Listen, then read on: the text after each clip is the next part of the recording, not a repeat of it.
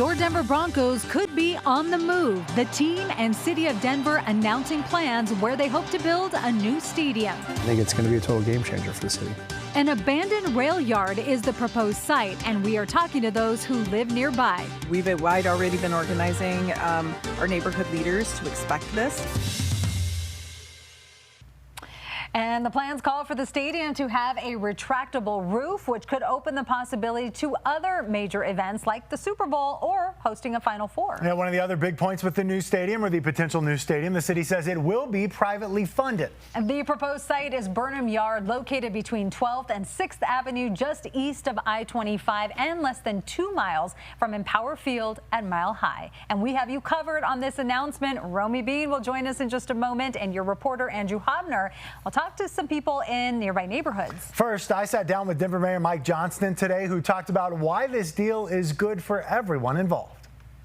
For Denver Mayor Mike Johnston, keeping the Broncos in Denver can be described in one way. This is a huge win-win-win for the city. The proposed plan will turn the Burnham Yard area into the place to be on game day and year-round. What we want is to have a wonderful new activation that is seamlessly connected to the neighborhoods that it's around, and I think that's possible. To do all of that without a taxpayer dollar spent to build that stadium or acquire that land, that's a huge win. There are, of course, questions and concerns about building on the site of a former rail yard. Can you assure neighbors in that area that this is going to be done safely? It is going to be done well and safely. In addition to their commitment to building the stadium, the Broncos have also committed to doing the environmental cleanup on that land, which is incredible. So they want to make sure it's clean air, clean land, clean water. A new stadium with a retractable roof opens the possibilities of bringing other big events like a Final Four, concerts, and a Super Bowl to the Mile High City. You're the mayor, but you're also a fan. I know that. What do you want to see, other than the Broncos, obviously, every other Sunday during the fall?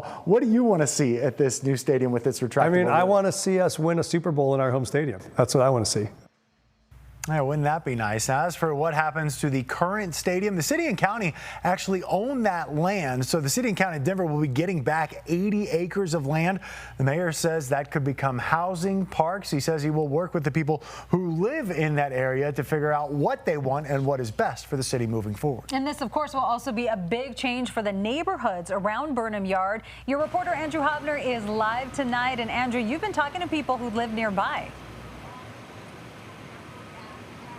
The Loma Lincoln neighborhood has typically been underserved in the last few decades, but now, come the 2030s, it might be the centerpiece of downtown Denver as the Broncos look to try and create a stadium here in the old Union Pacific Burnham Yard. But residents of this area want to make sure that their voices are heard and prioritized as the Broncos look to build something entirely new down in Loma Lincoln. Troy Haluska got quite a phone call this morning. Carrie Penner gave me a call today, and she seemed very sincere about working with us. From Carrie Penner. Yeah, that one of the Denver Broncos owners. Just say hello and thank you very much for your call. I really did appreciate it. It was a nice gesture as the team looks to build a stadium at Burnham Yard, a former Union Pacific train depot in the Loma Lincoln neighborhood. We've always wanted something positive to come out of Burnham Yard, and this will be a great opportunity. Councilwoman Jamie Torres presides over this area and is excited for what's to come. I think all of us are really excited about being able to keep the Broncos in Denver. Denver Broncos belong in Denver. But wants to make sure that this community is still prioritized by the Broncos. It's my expectation, and the Broncos have already committed to being a part of a community benefits agreement process. Part of that is through a mechanism known as a community benefits agreement, which residents worked with the Kroenke family on as part of the Ball Arena development, as well as the Vibrant Denver Bond Package, which not only includes work on the 8th Avenue Viaduct, but the Santa Fe streetscape as well. Our crown jewel of the neighborhood is the Arts District and the Santa Fe corridor. We really want that to be preserved as much as possible. While history has displayed contention in these types of situations, Troy hopes the Broncos will work with longtime Loma Lincoln residents. The hope is that the Broncos are learning from the past and what development has happened then compared to what can be developed now and how it's done. Now, because this was once a rail depot, there is still the question of environmental remediation in this area, iron and different types of liquids and metals that are still in the ground. And that means there's going to be some time between now and when this stadium eventually opens, if all goes well for the Walton Penner Group. Here in Loma Lincoln in Denver, I'm Andrew Hobner, covering Colorado First. Andrew, thank you. Now, if you were watching the Broncos-Titans game on Sunday, you saw some of the major players involved in this deal. Broncos owner and CEO Greg Penner, along with his wife, Carrie Walton Penner, and former Secretary of State Condoleezza Rice, who is, of course, part of the Broncos ownership group, were all in attendance on Sunday. So Romy Bean has reaction from the owners and joining us now. All right, Romy. Well, you know, we know that the owners were coming in and they had big plans, and they have stuck to those big plans. Fans have heard the rumors for months. Now we know the plan. A retractable roof. That's part of the plan. Opens the possibilities for a stadium that is going to be a world-class venue. And when the Walton Penner family ownership group bought the Broncos, well, it had dreams of building a new stadium. The Broncos leased Empower Field. It runs through the 2030 season. Current Mile High, look, it's not old. It opened in 2001, but let's face it, for NFL standards, yep, it's dated. And from day one, the owners have thought about what a future home of the Broncos would look like. They talked about that move on social media.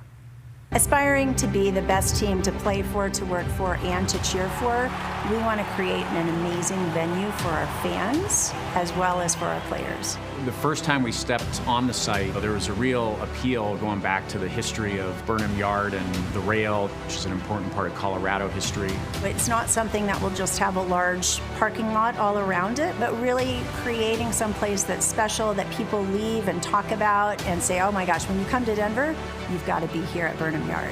Of course, there's a lot to get worked out between now and then, right? How big's the stadium going to be, the seating, the parking, this, that, the other, the seats, a lot. But you know what? They got a lot of time to figure it out as well. Yeah. And the name. And the name. And the name. Just saying. Michelle's not going if Mile High is not included. Something tells me it will be sponsored at Mile High. Okay. But will it be at Mile High or at Burnham Yard?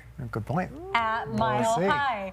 All right. Well, Denver Water tells us it has been involved in these negotiations as its headquarters are near the proposed site and will have to relocate some of its facilities. In a statement, Denver Water said it understands the significance of this opportunity for the city of Denver and the economic importance for the larger community it serves.